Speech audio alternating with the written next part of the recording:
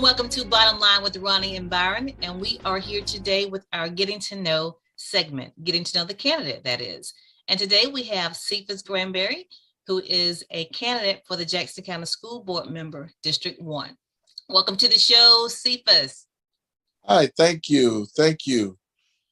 I want to make sure that everybody knows that this election is coming up and they will be voting in August for District 1 school board member. And as I said, Cephas Granberry is a candidate. So we're going to get right into it. And Cephas, give us your current role because you are employed with the Jackson County School Board right now. Yes. Currently, I am the fleet manager for the transportation department for Jackson County. In that role, I am the on-site coordinator for the transportation department throughout the whole district. We make sure the routes are covered. We do the routing of the buses and actually assigns the stops and making sure that the buses are kept up as far as that. So I'm in charge of the day-to-day operations at the transportation department there in Mariana, or here in Mariana, but we service all schools through this department. Mm-hmm. Okay, so better known as the bus barn, right? That's what we call it. Yeah, the bus barn. All right, so how long have you been in that role? This is my third year in this particular role. I came here in the 2018-19 school year. Mm-hmm. Okay, and tell us about, I know we've had you in other roles serving the students here. Tell us about those. Okay.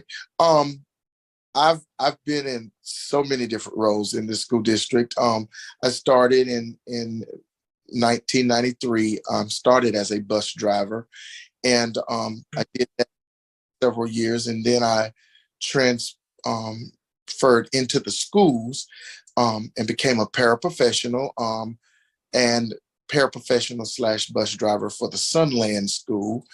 And while I was there at Sunland, I then promoted to the data entry operator. And I worked in that role for several years, from 99 until 2008. And at that time, in 2008, I transferred to the district office and worked in student services. And while in that role, I also served as the district volunteer coordinator, the public relations coordinator for the district, as well as I did the news and views for the school district up under Mr. Benton's first administration. And I did that until I transferred here to the bus garage. So I was there from 2008 till 2018. So you have a lot of history here with the Jackson County School Board. So how many years is that? Let's add it up. That is at the end of this school year, I will have completed 29 years. Wow. Next school year, the Lord delay his coming, I'll be into my 30th year with Jackson County School District as an employee. Wow, that's pretty impressive. You don't find that these days, people staying in a job that long. Yeah. So with all that experience, is that what gave you the desire to run for school board member District 1? Absolutely. That plus the fact that I am a service-oriented person. I want to help people, and I feel like in each of my roles throughout my career, I have continued to assist people in their educational desires of the students, the parents, fellow employees, the administration. I've worked hand in hand with all facets of the school district, and I've been even working with the board members and the superintendent. The only thing that I had not done is sat on the other side of the table, and worked long with helping make the policies and procedures for the school district. Now, I've presented before the school board as on several different occasions. However, as far as sitting there and representing the community and the stakeholders as a board member, I have not done. And I feel like that I have a lot to offer. I can bring a different perspective and help move Jackson County in an upward fashion. We're a true district that has developed and put out some great doctors and lawyers and teachers and all facets of society, and I want to continue that. I'm nearing the end of my career, but I'm no way trying to stop working. I'm gonna work till I die. So you just keep it going, huh? So let me ask this, being that you have all this experience and you've been around, for a long time in the school district, what would you say is the most needed area at this point in 2022? One of the most areas that I feel like we need to make sure that we don't forget is education is very important, but on top of that is forming a good all-round citizen is just as important. A respectful, knowledgeable, and productive citizen into this society is important to me. You can get all the education you want, but if you don't know how to treat people, if you don't know how to respond to situations in a positive way, and if you don't also know how to speak up for yourselves and stand up for yourself and know what you're talking about, then I feel like then you are being shortchanged. Right. I think it's very important that when our students leave our system, they are ready to face what this society has, this world has. We need to equip them all the way, make them well-rounded, So how do you propose that translates into the classroom of getting them equipped for the world? To getting them equipped for the world is real life situations. Letting them know that what they're coming up against, letting them experience, taking them out into the workforce. Just educating them on how to do some of the simple stuff. We have a lot of children, students now that they don't know what it is to, when you tell them to sign their name. That it bothers me when a person, when you ask a student to sign their name and they print it.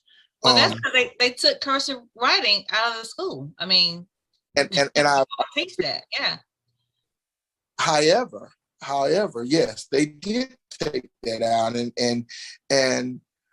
but just because it was all taken out at the state level doesn't mean that it's not needed when it comes to real life situations. Right. And I think our home plays a large role in getting our students ready as well. Now, I'm not putting all of this responsibility on the education system. Home plays a large role in it as well. I'm a parent, and some things I did not wait for the school to teach my children. You taught yourself. I think that the home needs to take their seat at the table. So let me ask you this, Sifu. So let's take that example that you just gave. There's so many others that kids are lacking as far as real life skills. So just take that example, cursive writing. How do you propose that the school address that, being that is not currently being taught? How do you address that as a school board member? Can you propose something, or what are your ideas?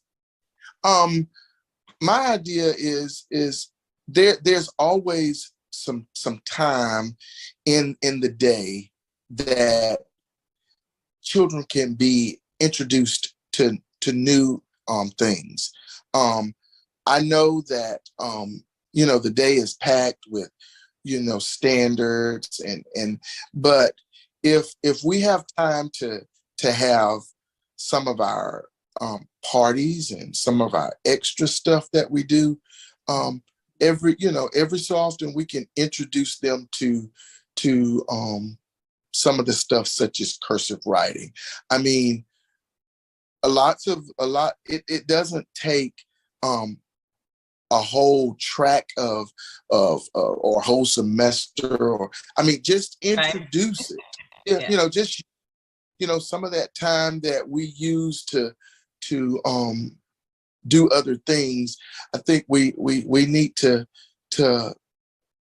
just use it for a fun day or a fun time, because that's just one thing. Now the curse, like I said, others. Yeah, there's many other things, and teachers are very smart. They know how to integrate things other than the standards into their curriculum. Now they don't have a whole lot of time, but there's some time that we can get our children ready for some of the stuff that is not always taught in the schools, and the school can help, as like I said, as well as the home.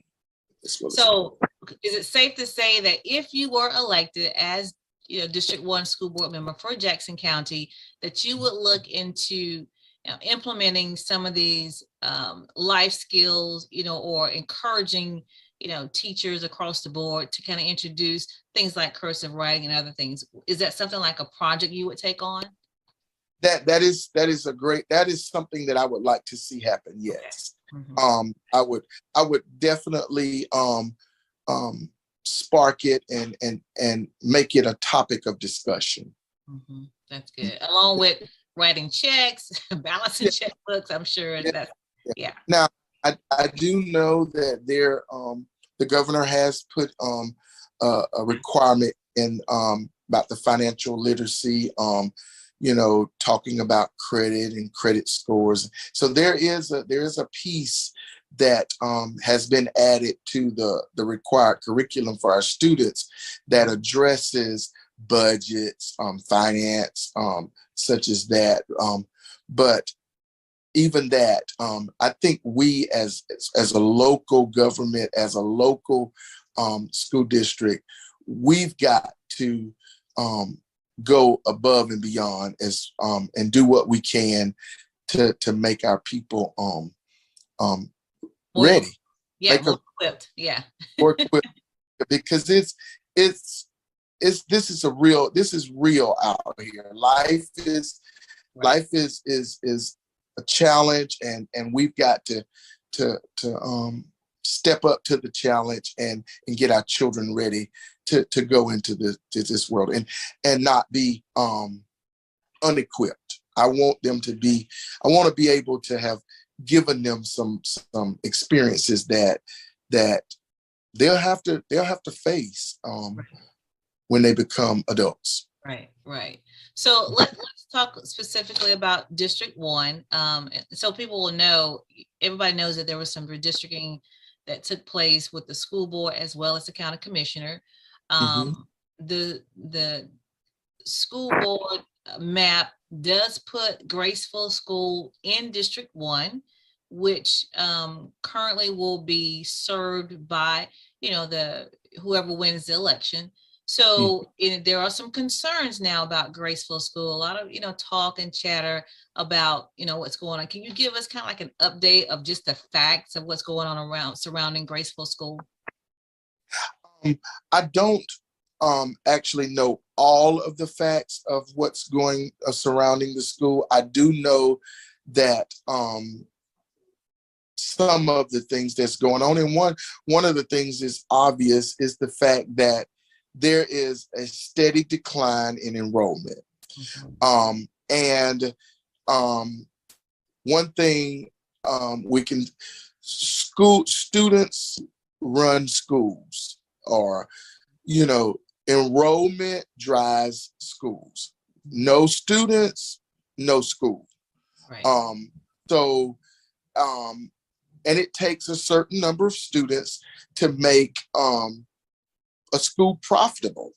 I mean, if you don't have enough students to generate the funds to operate the school, then it does cause for some actions to be taken to protect the interest of the school district. I mean, it's a business, and it has to be self-sustaining.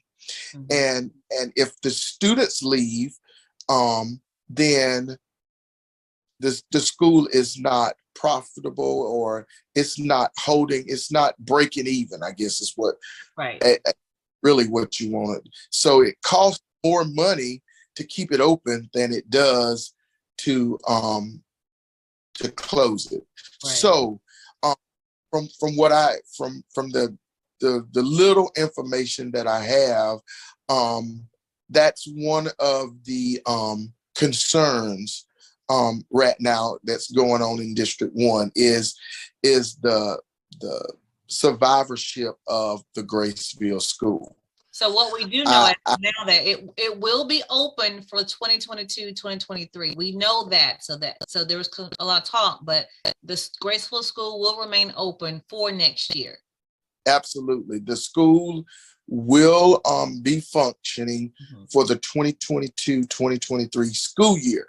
However, during this school year, there will be some hard looking and some hard studies going to see just what direction I'm sure the school district will need to go in. I mean, there's so many things that plays into it. I mean, we have, just from my department, in the transportation department, we have 6 buses that transport students up there that cost money. And wait, that transport students to Gracefield? Yes. I mean, the Gracefield buses have to run the routes to take the students to the school. And it's a total of 6. I was just kind of just wondering about the number. So, okay. Yes, 6 buses. And that is, we don't need those buses running up and down the road if there's no students on. Right. So would you guys combine some of those buses for next year? Have been talks about that? That is something we'll be looking at this summer, to see how we can, make sure. Actually, what we want to do is we want to keep them, fill them up. Yeah, ideally, yeah. That's what we want, but yeah. But definitely be looking at whether we will combine some routes, eliminate some, and still serve our students in the best way possible. So let me ask you this, as a candidate for school board member District 1 for Jackson County, most people know that a lot of kids are going to other schools, namely Poplar Springs, some are going to Chipley, in that area. So if Jackson County is going to, take on this issue, I would venture to say there's some type of campaign that needs to take place as far as reaching out to the parents to encourage them to bring the students back to Gracefield School. Would you agree? I do agree. And I think that is in the making. There is a town hall meeting scheduled for May 24th. There at the school. I think it starts at 4:30, somewhere in that area. I can get you the exact time. But that is exactly what it is. It's a meeting, so that the the cards can be laid on the table. You know, what we're wanting to do is we want to save the school. We want Gracefield to be as vibrant as it has always been, but it's going to take the community, the parents, the students, and the morale. We've got to rally around our school and take pride in our school and stop the bleed, stop the exiting, and stay there and do what we can to build it up. Okay. We don't need a negative energy. We need positive energy. We need togetherness. We need unity. Because the common goal is to save the school. I mean, I was educated in a community school, and my community school was a candidate of the same thing. Grand Ridge. I went to Grand Ridge from kindergarten through 12th grade, and the high school, it, because of the enrollment and the cost for running it, there was an elimination of the high school at Grand Ridge, and that was devastating. Yeah, it was sure. And I don't want to see that happen to Grace. Graceful has so much history. I mean, so many, you know. Yes, so much history. People, yeah, good people have come out, out of Gracefield, and it's a school where a lot of people take pride in for years. I mean, I know just from a little girl, being from Jacob, half of us went to Cottondale, but half of us went to Gracefield, so it was split. And so it was always kind of like a rivalry between Cottondale and Gracefield. But it was a good, yeah, it was a good rivalry. Yeah, good rivalry. So it was like, we all still kind of mingled together because we are in the same area on that side of the county, attending different functions, whether it games or whatever it was. So we had a relationship. So yeah, it would be hard to see anything, come of Grace, whether it's not positive. Yes. Yes, and I don't even want to think about having to make a decision to discontinue it or to restructure it or downsize it, but and that's why I want to go to work right now. Right now, yeah. right. Well, good. So we clear. I want to make sure we're clear. Gracefield School will remain open for 2022-2023 school year.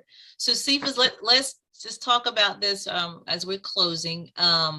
You're a candidate, and obviously a viable candidate for this position, and we wanted to just kind of let you just give us a moment to tell the audience why should you be the next school board member for District 1?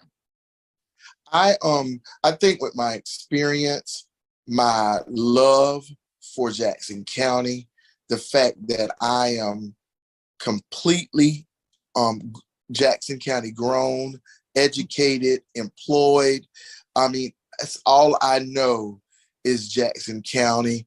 And my love for the positive outcomes for this district. I feel like I am the best and the only candidate that can occupy this seat on the board to help thrust Jackson County in the positive direction upward, to move us into the next decade of doctors and lawyers and good old plumbers and electricians and just good, viable citizens. One thing about it is ingrained in me is that in Jackson County, we are building a better community. And I would love to be a part or continue to be a part of that force or that team that is building this great community called Jackson County. Because regardless to what people may say, Jackson County is second to none. It is the best. And I want to help continue to make it the best. Awesome. Awesome. Well, thank you for joining us here on Bottom Line with Roni and Byron. Viewers, you've heard it here. Getting to know the candidate. The candidate today was Cephas Granberry. He's running for a District 1 school board member for Jackson County. Look for his name on the ballot in the fall. Again, thank you for watching. Thank you.